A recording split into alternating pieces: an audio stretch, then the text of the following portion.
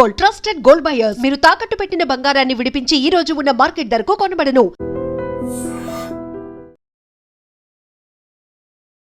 నమస్తే, welcome to iDream media. నేను మీ రుద్దం శ్రీనివాస్. పశ్చిమాసియాను అల్లకల్లోలం చేసిన యుద్ధం నిన్న తాత్కాలికంగా ముగిసినట్లే అనిపించింది కానీ అది మళ్ళీ ఇవాళ లెబనాన్ పై దాడులు 254 మంది మృతి చెందినట్లు వార్తలు రావడంతో అసలు చాలా మందికి సందిగ్ధం నెలకొంది. అసలు యుద్ధం ముగిసిందా, విరామం కాదు విశ్రాంతి అన్నారు, పోనీ విశ్రాంతి అయినా ఉందా అనేది చాలా మందిలో ఇవాళ పరిణామాలు చూస్తుంటే మళ్ళీ చాలా చాలా డౌట్లు వస్తున్నాయి. దీనికి సంబంధించి మనతో మాట్లాడడానికి రాజకీయ విశ్లేషకులు మన్నే కోటేశ్వరరావు గారు ఉన్నారు. నమస్తే కోటేశ్వరరావు గారు. నమస్తే సార్, నిన్న ప్రకటనల తర్వాత ప్రపంచంలో చాలా మంది సంతోషపడ్డారు. ముఖ్యంగా యుద్ధం ఇంకా అట్లీస్ట్ విరామం కాకపోయినా విశ్రాంతిలోకి వెళ్ళింది, కొద్దిగా పరిస్థితులు సాధారణ పరిస్థితులు నెలకొంటాయి దేశాల్లో, వివిధ దేశాల్లో అనే ఒక ఆశాభావం నిన్న కలిగింది. కానీ ఇవాళ పరిస్థితులు చూస్తుంటే మళ్ళీ దానికి భిన్నంగా జరుగుతున్నట్లుంది. మీరు దీని గురించి ఏం చెప్తారు? 24 గంటల్లో పరిస్థితి ఈ విధంగా తారుమారు కావడానికి ప్రధానమైనటువంటి బాధ్యత డొనాల్డ్ ట్రంప్, అమెరికాదే అన్నది స్పష్టంగా కనిపిస్తూ ఉంది. ఎందుకు అంటే ఇరాన్ ప్రతిపాదించినటువంటి 10 అంశాల్లో లెబనాన్ మీద కాల్పుల విరమణ జరగాలి అనేటువంటిది ఒక అంశం ఉంది. మరి అమెరికాతో కలిసి ఇరాన్ మీద దాడులు చేసినటువంటి ఇజ్రాయిల్ దాంతో మాకేం సంబంధం లేదు, ఆ ఒప్పందంతో మాకు సంబంధం లేదు, మేము లెబనాన్ మీద దాడులు చేస్తామని తెగబడి దాడులు చేస్తూ ఉంటే నిరోధించాల్సినటువంటి బాధ్యత ఎవరిది? అమెరికాది. అది చేయకపోగా జేడి వాన్స్ అతనికంటే గనుడు ఆచంట మల్లన్న అన్నట్టు నెతన్యాహు ఏం చెప్పాడు, జేడి వాన్స్ కూడా అదే చెప్పాడు, ఒప్పందంలో అది ఆ అంశం లేదు అని చెప్పాడు. అది లేకపోయిన తర్వాత ఇరాన్ లెబనాన్ ని లేకపోతే అక్కడ ఉన్నటువంటి హిజ్బుల్లాని ఇరాన్ వదులుకుంటుందా? సమస్య లేదు. అందువల్లనే అది ముందరే చెప్పింది, ఈ ఒప్పందంలో ఇవన్నీ జరిగితేనే మేము చేస్తాము, అందుకనే ట్రిగ్గర్ మీద మేము వేలు ఉంచాం తప్ప మేము వేలు తీయలేదు. ఈ ట్రంప్ అనేటువంటి వాడిని నమ్మడానికి వీల్లేదని మొదటి నుంచి చెప్తా ఉన్నది. చివరికి అదే జరిగింది. 3 ప్రతిపాదనలు పంపిందని చెప్తున్నారు ఇరాను. మూడు రకాలుగా ఉన్నాయని కూడా చెప్తారు. ఆ జేడి వ్యాన్స్ అయితే ఇంకో కామెంట్ కూడా చేశారు. దాంట్లో 3 ప్రతిపాదనలో ఒకటి చాట్ జీపీటీ రాసింది ఉందని కూడా ఆయన ఒక కామెంట్ చేశారు. సో ఇలా ఈ 3 ప్రతిపాదనలో లెబనాన్ అంశం ఉందా? కనీసం ఏ ప్రతిపాదనలో అయినా ఉందా? ఉందండి, ఉంది. ఒకవేళ 3 రకాలు భిన్నమైనటువంటి ప్రతిపాదనలు వచ్చాయి అని అమెరికా భావిస్తే దాని గురించి ఇరాన్ తోటి క్లారిఫికేషన్ తీసుకోవచ్చు. ఫైనల్ గా మీ అభిప్రాయం ఏంటి, మీ ప్రతిపాదనలు ఏంటి చెప్పండి అని క్లారిఫికేషన్ తీసుకోవాలి కదా. ఆ పని ఇరాన్ అయినా చేయొచ్చు. అందువలన అది ఇరాన్ మీద నెపం వేయడానికి వేసినటువంటి ఒక సాకు తప్ప మరి మధ్యవర్తిగా ఉన్నటువంటి పాకిస్తాన్ అయినా అడగచ్చు కదా. ఏం షహబాజ్ షరీఫ్, ఇది మాకు ఇచ్చినటువంటి ప్రతిపాదనలు వేరుగా ఉన్నాయి, వాళ్ళు చెప్తున్నటువంటి ప్రతిపాదనలు వేరుగా ఉన్నాయి, ఏమిటి అని చెప్పేసి అడగొచ్చు. కానీ అట్లా అడిగేదానికి సమయం కూడా, వ్యవధి కూడా తీసుకోకుండా వెంటనే ఇజ్రాయెల్ దాడి చేసింది కదా. ఇజ్రాయెల్ దాడి చేయటమే కాదు, అసలు లెబనాన్ సమస్య లేదు అని చెప్పింది కదా. అందుకని ఇది అడ్డగోలు వ్యవహారం తప్ప మరొకటి కాదు. అందుకనే ఇరాన్ మళ్ళా తన పద్ధతుల్లో తాను ప్రతి దాడులను కొనసాగిస్తా ఉంది. యుద్ధం మామూలుగానే సాగుతా ఉంది అనేటువంటిది మనకి అర్థమవుతుంది. సార్, ఇప్పుడు అమెరికా ఇరాన్ తో ఒకవైపు యుద్ధ సీజ్ ఫైర్ ప్రకటించిన తర్వాత లెబనాన్ ను టార్గెట్ చేయడం కనుక అసలు ఏంటి వ్యూహం ఏంటి? అసలు లెబనాన్ ఎందుకు అమెరికా అంటే ఇజ్రాయెల్ టార్గెట్ చేసిందంటారు? లెబనాన్ ఎందుకు చేసిందంటే లెబనాన్ లో పేరుకి ఒక ప్రభుత్వం అనేటువంటిది ఉన్నప్పటికీ అక్కడ అధికారం అంతా కూడా హిజ్బుల్లా సాయుధ బృందాన్ని అక్కడ అధికారం, అసలైనటువంటి అధికారం. అదే పరిస్థితి యెమెన్ లో కూడా, యెమెన్ రాజధాని లేదా యెమెన్ లో కీలకమైనటువంటి ప్రాంతాలన్నిటినీ కూడా హౌతీస్ అనేటువంటి ఒక సాయుధ బృందం అక్కడ అధికారాన్ని చలాయిస్తా ఉంది. ఆ రెండు కూడా ఇరాన్కి అనుకూలమైనటువంటి సాయుధ శక్తులు. వాటికి ఓకే. ఇరాన్ బహిరంగంగా సాయం చేయటం, ఆయుధాలు సాయం చేయటం, డబ్బు సాయం చేయటం అవన్నీ బహిరంగ రహస్యం. అమెరికా ప్రతిపాదించినటువంటి ప్రతిపాదనలు అవి కూడా ఉన్నాయి కదా. ఆ రెండు సంస్థలకి మీరు నిధులు ఇవ్వకూడదు, ఆయుధాలు ఇవ్వకూడదు, వాటితో ఎలాంటి సంబంధాలు పెట్టుకోకూడదు అనేటువంటిది ఉంది కదా. మరి ఉమ్. అలా ఉన్నప్పుడు ఆ లెబనాన్ మీద ఆ హిజ్బుల్లా మీద దాడులు చేస్తా ఉంటే ఇరాన్ ఎట్లా సహిస్తుంది? కామన్ సెన్స్ కదా ఇది ఎవరికైనా. సార్ రెండోది సార్ యురేనియం యురేనియం శుద్ధి అనేటువంటిది మా హక్కు. ఆ హక్కుని మీరు లేదు అని చెప్పడానికి మీరెవరు? దాన్ని మేము అంగీకరించేటువంటి సమస్య లేదు. ఇరాన్ తాజాగా ఇప్పుడు మనం మాట్లాడుకోపోయే ముందు నేను చూస్తున్నాను, ఇరాన్ 3 అంశాలు చెప్పింది. ఉమ్, ఒకటి, ఒప్పందాన్ని ఉల్లంఘించడం అంటే ఉమ్, మేము ఇచ్చినటువంటి ప్రతిపాదనలో లెబనాన్ కూడా ఉన్నది. ఆ లెబనాన్ ఉన్నటువంటి దాన్ని లెబనాన్ మీద దాడి చేశారు, అది ఒక ఉల్లంఘన. రెండోది, ఇరాన్ గగన తలాన్ని ఉల్లంఘించి డ్రోన్లను దాడులకు పంపించారు, అది అమెరికా చేసినటువంటి రెండో ఉల్లంఘన. మూడవది, యురేనియం ఎన్రిచ్మెంట్ అనేటువంటిది మా హక్కు, దాన్ని కాదంటున్నారు. ఈ మూడు కూడా ఒప్పందంలో ఉన్నటువంటి అంశాలని అమెరికా ఉల్లంఘించింది, అందుకని మేము ఒప్పందాన్ని ఖాతరు చేయాల్సినటువంటి అవసరం లేదనే పద్ధతుల్లో వాళ్ళు వ్యవహరిస్తున్నారు. సార్ ఇప్పుడు ఈ ఒప్పందం జరిగినా కూడా ఈ ఈ లెబనాన్ పై ఇజ్రాయెల్ దాడులు కొనసాగుతున్నాయి కదా, దీంతో ఈ హర్మూజ్ జలసంధిని ఇరాన్ దానికి స్పందనగా ఇరాన్ ఏం చేసింది, హర్మూజ్ జలసంధిని శాశ్వతంగా మూసేస్తున్నామని చెప్పింది జస్ట్ అక్కడ. సో ఇప్పుడు అక్కడ చిక్కుకున్న నావికుల పరిస్థితి ఏంటి? అక్కడ సుమారుగా నాకు తెలిసినంత వరకు దగ్గర దగ్గర సరుకుతో నిండిన 187 ఓడలు, తర్వాత 1000కి పైగా నౌకలు ఉన్నట్లు కూడా చెప్తున్నారు. అవి అక్కడ వాళ్ళ నావికుల పరిస్థితి ఏంటి? వాళ్ళు ఏదో ఆశపడ్డారు వచ్చేయచ్చు బయటికి అని వెళ్ళిపోవచ్చు అనుకున్నారు, ఇప్పుడు వాళ్ళ పరిస్థితి ఏంటి అక్కడ? వాళ్ళ పరిస్థితి డొనాల్డ్ ట్రంప్ చెప్పాలి. వాళ్ళకి అటువంటి పరిస్థితిని తీసుకొచ్చింది డొనాల్డ్ ట్రంప్, అమెరికా, ఇజ్రాయెల్. వాళ్ళు కదా చెప్పాల్సింది. ఇరాన్ ముందు నుంచి చెప్తా ఉంది, మీరు గనక మా మీద దాడులు చేసేట్లయితే మేము అమెరికా సైనిక స్థావరాల మీద దాడులు చేస్తాము, హార్ముజ్ జలసంధిని కూడా మూసివేస్తాము అని మొదటి నుంచి ఇరాన్ చెప్తా ఉంది. మరి దాన్ని ఖాతరు చేయకుండా వచ్చినటువంటి నౌకలు లేదా ఏ దేశాలైతే ఆ దేశాలు ఇప్పుడు అమెరికా మీద, ట్రంప్ మీద ఒత్తిడి తేవాలి. ఎందుకు తేరు? వాళ్ళకి బాధ్యత లేదా ఆ దేశాలకి? ఇరాన్ మీద దాడి చేస్తూ ఉంటే మౌనంగా ఉండి మా వ్యాపారం మేము చేసుకుంటాము అంటే కుదరదు. అది సహజ న్యాయానికి విరుద్ధం కదా. అందుకని మీరు అటువంటి పరిస్థితికి వచ్చారు, మీకు ఆ పరిస్థితి కల్పించింది అమెరికా, కనుక మీరు అమెరికాని ఒత్తిడి చేయండి. అంటే ఇక్కడ ఏ రూల్స్ లేకుండా, ఏ న్యాయము లేకుండా అమెరికా అడ్డగోలుగా వ్యవహరించినప్పుడు ఇరాన్కైనా అన్ని రూల్స్ కాదు కదా. అందుకని ఒక రూల్ లేకుండా యుద్ధం ప్రారంభించినప్పుడు రెండో వైపు నుంచి కూడా అదే జరుగుతూ ఉంది. అందుకని ఇప్పుడు యావత్ ప్రపంచం అమెరికా మీద ఒత్తిడి తీసుకురావాల్సినటువంటి అవసరం ఉన్నది. అది ఆయిల్ కోసం కావచ్చు, గ్యాస్ కోసం కావచ్చు, లేదా అక్కడ దిగబడిపోయినటువంటి నౌకల కోసం కావచ్చు, లేదా ఒప్పందాన్ని ఉల్లంఘించినటువంటి అమెరికా అనేటువంటిది స్పష్టంగా గత చరిత్ర అంతా అదే కదా. ఆ కారణంగానే కదా అసలు ఇంత వివాదం తలెత్తింది. అందుకని అన్ని అనర్థాలకి మూలమైనటువంటి అమెరికా వాళ్ళు సంజాయిషి ఇచ్చుకోవాల్సింది పోయి ఇరాన్ ని అడగటం అనేది అర్థం లేదనేది నా అభిప్రాయం. నిన్న దీనికి సంబంధించి ట్రంప్ అక్కడ ట్రూత్ లో ఒకటి యుద్ధం విరమణ విశ్రాంతి తీసుకుంటున్నాం, కొద్ది రోజు సీజ్ ఫైర్ అంగీకరించామని చెప్పే కూడా ఆయన ఇంకో మాట అన్నాడు, ఏంటంటే పూర్తి స్థాయి ఒప్పందం అమలయ్యే వరకు అమెరికా యుద్ధ నౌకలు అక్కడ ఉంటాయి అని కూడా ఆయన స్పష్టంగా చెప్పారు. అక్కడే అర్థం కాలేదా అప్పుడు ఇరాన్ కు దీంట్లో ఇది ఆ మాట కనుక ఆంతర్యాన్ని అప్పుడు ఇరాన్ అర్థం చేసుకోలేకపోయిందంటారా? అర్థం చేసుకున్నప్పటికీ ఏదో ఒక ముగింపు పలకాలి గనుక యావత్ ప్రపంచం కూడా యుద్ధం ఆగిపోవాలని, తప్పు ఎవరిది ఒప్పు ఎవరిదైనా కానీ రెండు పక్షాలు అంగీకరిస్తేనే కదా ఒక ఒప్పందం కుదిరేది.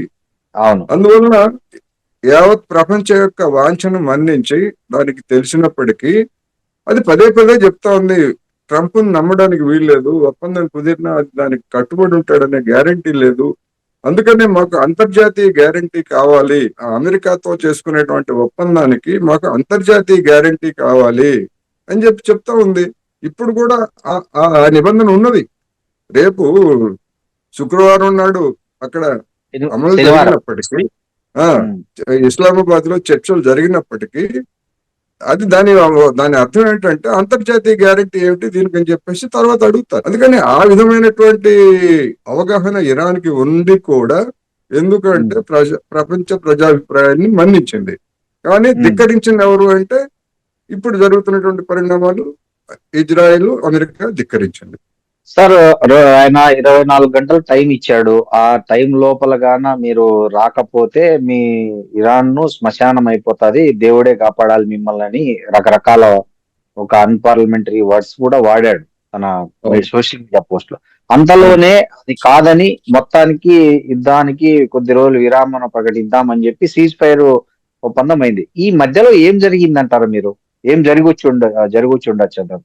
ఏం జరిగిందంటే డొనాల్డ్ ట్రంప్ వదలబోతూ ఆ, ఒట్టి మాటలు వల్లించడం తప్ప అడుగు జారుతా ఉంది. అడుగు జారబోయే ముందు చేసేటువంటి హడావుడి తప్ప మరొకటి కాదు. అందుకని ఎంత ఒత్తిడి చేసినా, నాశనం చేస్తామని చెప్పినా, ఇంకోటి చెప్పినా గానీ ఇరాన్ ఏం చేసింది? తన యావత్ ప్రజానీకానికి పిలుపునిచ్చింది. మీరు విద్యుత్ సంస్థలు లేకపోతే ముఖ్యమైనటువంటి ఇన్స్టలేషన్స్, మౌలిక సదుపాయాలన్నింటికి మానవ కవచాలుగా ఏర్పడండి అని చెప్పేసి పిలిపిస్తే లక్షలాది మంది జనం వచ్చారు. ఆ లక్షలాది మంది జనం వచ్చినటువంటి సంస్థల మీద అమెరికా గాని లేదా ఇజ్రాయెల్ గాని బాంబులు వేస్తే ఎంతమంది చనిపోతారో మనకి తెలుసు కదా. అవును. అందుకని అందుకని ఆ కారణంతో అది వెనక్కిపోయింది. ఇప్పుడు ఇరాన్ దగ్గర ఉన్నటువంటి అన్ని అస్త్రాలను ఉపయోగిస్తా ఉంది. ఎందుకంటే వాళ్ళు లొంగిపోయినా వాళ్ళకి చావే, బతికున్నా గానీ అవును. వాళ్ళకి నరకం చూపిస్తానని చెప్పేసి ట్రంప్ ఎట్లా చెప్తున్నాడు.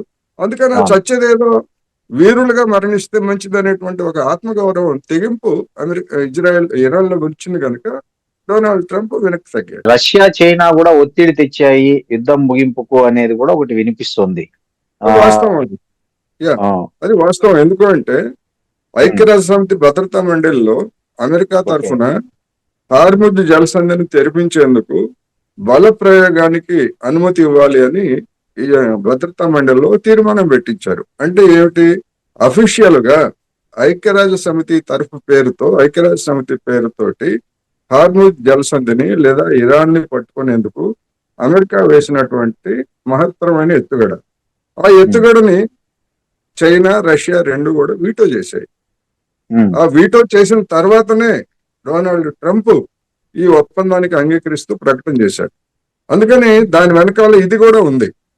అందుకని ఐక్యరాజ్య సమితిలో ఇష్టం వచ్చినట్టుగా గతంలో మాదిరి ఇష్టం వచ్చినట్టుగా తీర్మానాలు చేయించుకొని ఆ పేరుతోటి ఇరాన్ మీద దాడులు చేస్తామంటే నీ నీ ఆటలు చెల్లవు అని చెప్పేసి చైనా, రష్యా స్పష్టంగా చెప్పాయి. ఇది కూడా ఒక ప్రధానమైనటువంటి కారణం. సార్, ఇంకోటి, ఈ పాక్ మధ్యవర్తిత్వంపై కూడా ఈవెన్ ఇజ్రాయెల్ కు మొదటి నుంచి వ్యతిరేకత ఉన్నట్లుగా కనిపిస్తుంది. ఆ పాక్ మధ్యవర్తిత్వంపై సంబంధించి మాకు నమ్మకం లేదని చెప్పి ఇజ్రాయెల్ రాయబారి డైరెక్ట్ గా మీడియాతో కూడా చెప్పారు. దీన్ని ఎలా అర్థం చేసుకోవాలి? అంటే ఈ ఈ ఇజ్రాయెల్ అసంతృప్తిగా ఉంది కాల్పుల విరమణ పట్ల అని ఈ ఒత్తిడితో ఏమైనా మళ్ళీ ఈ దాడులకు తెగబడ్డారా, లేకపోతే ఏంటనేది కూడా ఈ వ్యాఖ్యల నేపథ్యంలో ఎలా అర్థం చేసుకోవాలనేది. ఇజ్రాయెల్ ఏం మాట్లాడింది ఏమిటనేటువంటిది ఇమ్మెటీరియల్. ఎందుకంటే ఆడుతున్నదంతా అమెరికా. ఇజ్రాయెల్ నాడిస్తున్నది అమెరికా కనుక ఇజ్రాయెల్ ఏమైనా మాట్లాడుతుంది. పాకిస్తాన్ మీద మాకు నమ్మకం లేదు. పోనీ మీకు నమ్మకం లేదు, మరి మీకు నమ్మకం ఉన్నటువంటి వాళ్ళు ఎవరు? యుద్ధానికి 2 రోజుల ముందు నరేంద్ర మోడీ గారు మీ దేశానికి వచ్చి మిమ్మల్ని ఆశీర్వదించి వచ్చాడు కదా. నరేంద్ర మోడీ గారిని మధ్యవర్తిత్వం వహించమని పోనీ అడగండి, ఇజ్రాయెల్ని అడగమనండి. ఎవడో ఒకడు ఉండాలి కదా, మధ్యవర్తిత్వం అనేటువంటి వాడు ఎవరో ఒకరు ఉండాలి కదా. అవును. మరి ఎవరో ఒకరు ఉండాలి. వాడు వచ్చాడు, నేను చేస్తానన్నాడు. నీకు ఇష్టమైతే నువ్వు ఓకే అను, లేకపోతే లేదు, మాకు నమ్మకం లేదు. నీ నమ్మకం ఉన్నవాడు ఎవడో చెప్పు. పోనీ నిన్ను నమ్మేవాడే ప్రపంచంలో లేడు కదా. ఇజ్రాయెల్ ని నమ్మేవాడు ప్రపంచంలో ఎంతమంది ఉన్నారు? పట్టుమని 10 మంది ఉన్నారు. ఇజ్రాయెల్ ని గుర్తించినటువంటి వాళ్ళు, ఇజ్రాయెల్ తో సంబంధాలు పెట్టుకున్నటువంటి వాళ్ళు. యావత్ ప్రపంచం కూడా ఇజ్రాయెల్ ని వ్యతిరేకిస్తా ఉంది కదా అనేక సందర్భాల్లో. అందుకని ఇజ్రాయెల్ అనేటువంటిది ఊరికే పైకి ఆడేటువంటి నాటకం, ఒక పైకి కనిపించేటువంటి ఒక puppet, nothing but puppet. America వెనకాల నుండి ఇవన్నీ కూడా సాగిస్తా ఉంది.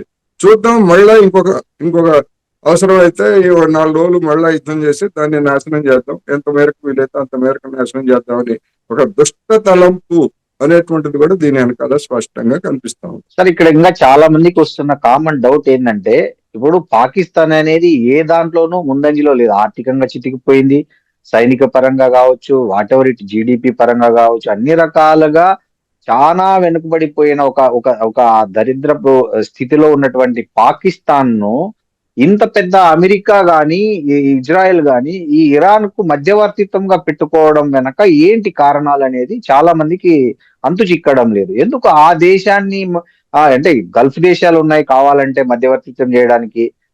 మరి అవన్నీ వదిలి కేవలం పాకిస్తాన్ అనే ఒక అసలు ఏ బలము లేనటువంటి ఒక దేశాన్ని, ఒక బలహీనమైన దేశానికి సంబంధించిన వ్యక్తులు దీంట్లో మధ్యవర్తిత్వం నడపడాన్ని ఎలా అర్థం చేసుకోవాలంటారు? మధ్యవర్తిత్వం నడపడానికి మిగిలినటువంటి దేశాలు, అమెరికాని ఎవరు ఏ దేశం కూడా నమ్మటం లేదు.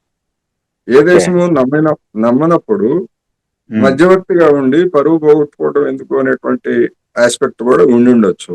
రెండోది, మీరన్నటువంటి గల్ఫ్ దేశాలు పూర్తిగా అమెరికాకి మద్దతుగా ఉండి అమెరికా సైనిక స్థావరాలని తమ గడ్డ మీద ఏర్పాటు చేసి ఆ స్థావరాల నుంచి ఇరాన్ మీద దాడి చేస్తూ ఉంటే వాటిని మధ్యవర్తిత్వ ఇరాన్ ఎట్లా అంగీకరిస్తుంది? అమెరికా అంగీకరించవచ్చు, ఇరాన్ అంగీకరించదు కదా. రెండవది, పాకిస్తాన్ విషయానికి వస్తే మనం అనుకునేటువంటి శతకోటి దరిద్రాలు అక్కడ ఉండొచ్చు, ఏమైనా ఉండొచ్చు. అక్కడ ఒక ప్రభుత్వం ఉంది. ఆ ప్రభుత్వం మరి అటువంటి ప్రభుత్వము మరి తన యొక్క ప్రయోజనాలు అనేవి ఉన్నాయని తెలుసు, లేకపోతే అమెరికాతో సంబంధాలు ఎట్లా ఉన్నాయో మనకు తెలుసు, గల్ఫ్ దేశాలతో సంబంధాలు ఎట్లా ఉన్నాయో తెలుసు. అయినా కానీ అమెరికా చర్యను పాకిస్తాన్ ఖండించిందా లేదా? ఖండించింది. మీరు చేసిన తప్పు, ఇరాన్ మీద దాడి చేయడం తప్పని ఖండించినటువంటి మొదటి దేశాల్లో పాకిస్తాన్ ఉంది. చైనా గాని, రష్యా గాని ఇట్లాంటి దేశాలతో పాటు పాకిస్తాన్ కూడా ఉన్నది. అందుకని వాళ్ళకి ఎన్ని బలహీనతలన్నా ఉండొచ్చు, అది అంతర్గతమైనటువంటి విషయం.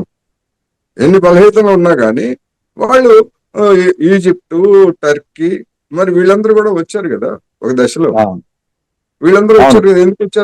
ఎందుకు వచ్చారంటే వాళ్ళు కూడా ఒక విధంగా చెప్పాలంటే ఈజిప్టు అమెరికా మనిషే, టర్కీ అమెరికా మనిషే, అందులో ఎలాంటి సందేహం లేదు.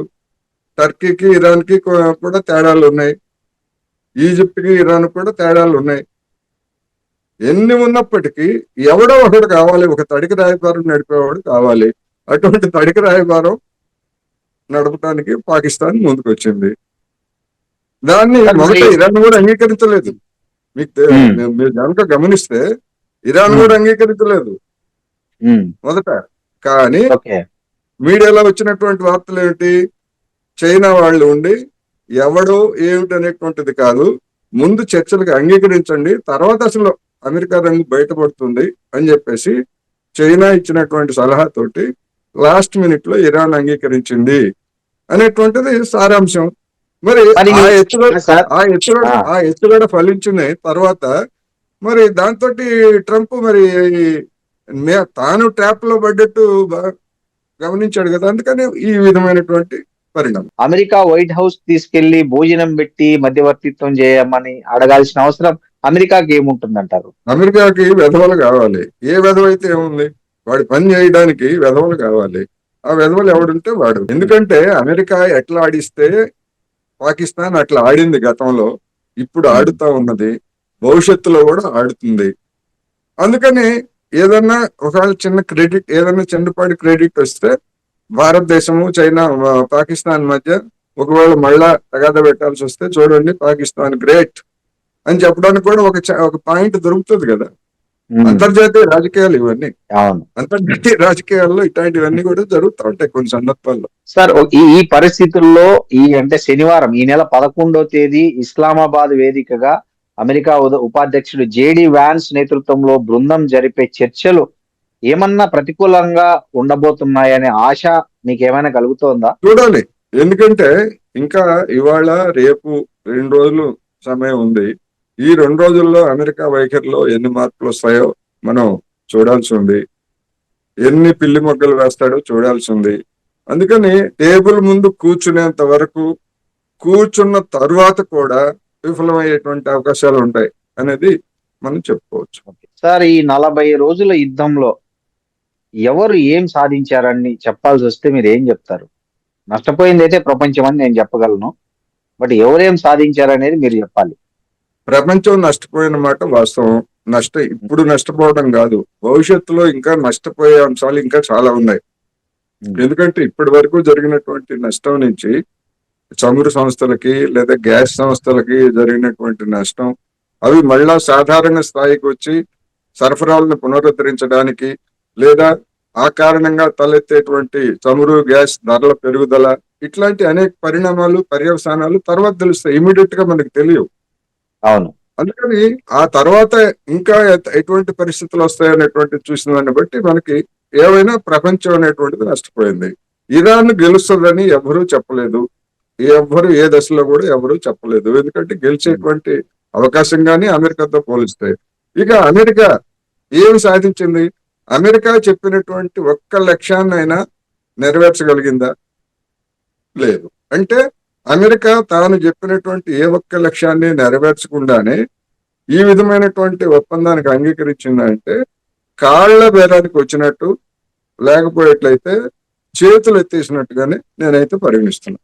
సార్, ఈ యుద్ధము, ఈ శాంతి చర్చలు కావచ్చు, ఈ అమెరికా మీద కాకపోతే ఇరాన్ మీద ఒత్తిడి పెంచే క్రమంలో భారతదేశ పాత్ర ఎలా ఉందంటారు? అంటే అది అటు ఇటు కాకుండా నిశ్శబ్దంగా ఉందనుకోవాలా? ఒక స్ట్రాటజిక్ అంటే ఒక వ్యూహాత్మకంగా silent is better than anything అన్నట్లు ఆ వ్యూహంలో భాగంగా అని చెప్పుకోవాలా? భారతదేశ పాత్రను మీరు ఎలా డిస్క్రైబ్ చేస్తారు? ఏ దేశమైనా మౌనంగా ఉన్నా, లేకపోతే ఖండించినా, లేదా ప్రత్యక్ష కార్యాచరణకు దిగినా దాని యొక్క ఫలితాలు ఏమిటి అనేటువంటి దాని ప్రాతిపదికనే మనం చూడాలి. ఇప్పుడు నరేంద్ర మోడీ గారు ఏం చెప్తున్నారు? నేను మౌనంగా ఉన్నాను అంతే తప్ప ఏ పక్షం వహించలేదు. ఎందుకు అంటే దేశం కోసం, ధర్మం కోసం, భారత ప్రయోజనాల కోసం అని చెప్పేసి చెప్తున్నాడు. ఈ మౌన దౌత్యంతో భారతదేశానికి ఏం సాధించారు? ఇరాన్ ని మనం తెర వెనకాల ఉండి బతిమలాడుకొని, బాబు మా నౌకల్ని వదిలేంటారా మీరు అని చెప్పేసి బతిమలాడుకున్న తర్వాతే కదా మనకి ఇరాన్ నౌకల్ని విడుదల చేసింది. ఎందుకంటే మనం 12-13 రోజులు అసలు ఇరాన్ నాయకులతో మాట్లాడలేదు. మన చివరికి మనకి గ్యాస్ తోటి మన కింద మంట పుట్టడంతో మాట్లాడితే వాళ్ళు ఏం చెప్పారు? ముందు మీరు ఖండించండి అని చెప్పారు. ఆ తర్వాత మరి బ్రిక్స్ అధ్యక్ష హోదాలో అది మన దేశం ఖండించింది కదా, ఇది అంతర్జాతీయ నిబంధనలకు విరుద్ధం దాడులు అని చెప్పేసి ఖండించింది కదా. ఎందుకు ఖండించింది? మరి 15 రోజులు ఎందుకు తీసుకుంది? అంతకుముందు పోయిన ఏడాది జూన్ లో జరిగినటువంటి దాడుల్ని వెంటనే అప్పుడు అధ్యక్ష స్థానంలో బ్రెజిల్ ఉంది, దాన్ని వెంటనే ఖండించింది కదా. అందుకని మన ప్రయోజనం కోసం మనం మౌనంగా ఉన్నారంటే ఏమి సాధించారు అనేటువంటిది ఒక ప్రశ్న. పోనీ నిజంగా మౌనంగా ఉన్నారా, తటస్థంగా ఉన్నారా? తటస్థంగా లేరు అనేది నేను చెప్పదలుచుకున్నాను. ఎందుకు? గల్ఫ్ దేశాల మీద ఇరాన్ చేస్తున్నటువంటి దాడుల్ని ఖండిస్తూ అమెరికా ప్రతిపాదన, అమెరికా అంటే ఇండైరెక్ట్ గా అమెరికా వెనకాలండి ఐక్యరాజ్య సమితిలో ఒక తీర్మానాన్ని ప్రవేశపెట్టారు. 135 దేశాలు గల్ఫ్ మీద ఇరాన్ చర్యలను ఖండిస్తూ. ఆ 135 దేశాలలో సంతకం చేసినటువంటి వాళ్ళలో భారత్ ఉంది. మనం తటస్థంగా ఎక్కడ ఉన్నాం? ఇరాన్ మన మిత్ర దేశం అని చెప్పేసి చెప్తున్నాం మనం. మరి మన మిత్ర దేశం మీద జరిగినటువంటి దాడిని ఖండించడానికి మనకు నోరు రాలేదు. మరి గల్ఫ్ దేశాలు కూడా మన మిత్ర దేశాలే కాదంటలా. మరి దాని మీద తీర్మానం పెట్టాల్సి వచ్చేసరికి ఇరాన్ ఖండించడానికి మనం ఎంత ఉరుకులు పరుగులతో ఎందుకు మనం సంతకం చేసాం? అందుకని మనం తటస్థం అనేటువంటిది వాస్తవం కాదు. మనం కూడా ఇండైరెక్ట్ గా ఇరాన్కి వ్యతిరేకంగా మనం సంతకం చేశాము. మరి ఇంక తటస్థం ఎట్లా చెప్తారు? మనకేం సంబంధం, అక్కడ ఏదో జరిగితే ఇవన్నీ చెప్తుంటారు. మనకేం సంబంధం లేకపోతే మరి మనకి సంబంధం లేకపోతే మనకి గ్యాస్ కొరత ఎందుకు ఏర్పడింది, ఎరువుల కొరత ఎందుకు రాబోతా ఉంది, ఇన్ని సమస్యలన్నీ మనకి ఎందుకు వచ్చాయి? నిజంగానే కరోనా తరహా పరిస్థితులు రాబోతున్నాయా ఇండియాలో ఇప్పుడు అని భయపెట్టాడు కదా ఆయన ప్రధానమంత్రి గారు. అటువంటి పరిస్థితులు లేవు, లేవు నిజానికి. కానీ ప్రధానమంత్రి గారు అంత తీవ్రమైనటువంటి పరిస్థితులు ఎందుకు చెప్పారు అంటే 5 రాష్ట్రాల ఎన్నికల తర్వాత ఈ పెరిగినటువంటి ఈ 40 రోజుల్లో పెరిగినటువంటి చమురు గ్యాస్ ధరలని జనం మీద మోపాలు గనక అప్పుడు కరోనా పేరుతోటి మీకు వ్యాక్సిన్ వేస్తున్నాం కదా అని చెప్పేసి మన దగ్గర జనం దగ్గర నుంచి డబ్బులు వసూలు చేశారు కదా. తర్వాత మేమే ఉచితంగా వేస్తున్నాం అని చెప్పారు. అప్పుడు చివరికి కనీసం స్వస్థలాలకు వెళ్ళేటువంటి వలస కార్మికులకి రైల్వే టికెట్లు కూడా ఇవ్వలేదు. మనకి గుర్తుందా మీకు? అవునుంది. సోను సూద్ లాంటి వాళ్ళు పాపం రైలు బుక్ చేసి వాళ్ళ స్వస్థలాలకు పంపించారు. మరి ఎందుకంటే మరి ఇప్పుడు జనం పట్ల బాధ్యత ఉన్నటువంటి ప్రభుత్వము అటువంటి తీవ్రమైన పరిస్థితి వచ్చినప్పుడే అంత దుర్మార్గంగా అంత కఠినాత్మకంగా వ్యవహరించినటువంటి పెద్దలు మరి ఇప్పుడు జనం పట్ల సానుభూతితో ఉంటారని మనం అనుకోలేం కదా. అందుకని ఎన్నికల ఫలితాల తర్వాత మీరు అన్నట్లు పెట్రోవాత మోగొచ్చు నాకు తెలిసినంత వరకు. ఎందుకు అంటే మనం దాడులకు ముందు మనం కొనుగోలు చేసేటువంటి పెట్రోల్ ముడి చమురు పీపా ధర $70 ఉంది. అది ఇవాళ మనం మాట్లాడుకునేటువంటి సమయంలో $130 ఉంది. అవును, డబల్ అయిపోయింది. ఆల్మోస్ట్ డబల్ అయిపోయింది. మరి ఈ భారాన్ని కేంద్ర ప్రభుత్వం భరిస్తుందా? గతంలో ఏమైనా భరించిన చరిత్ర ఉందా?